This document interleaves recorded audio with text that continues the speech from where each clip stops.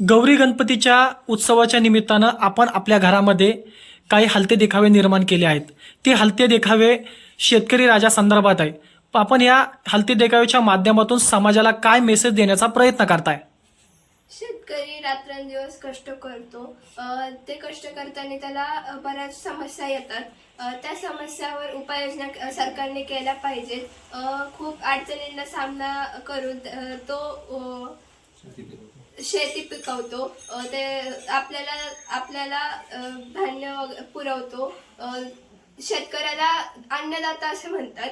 त्या शेतकऱ्याला आत्महत्याला बळी पडावं लागतं. त्यासाठी काही सरकारने उपाययोजना केल्या पाहिजे. हा उद्देश आम्ही देण्याचा प्रयत्न केला आहे.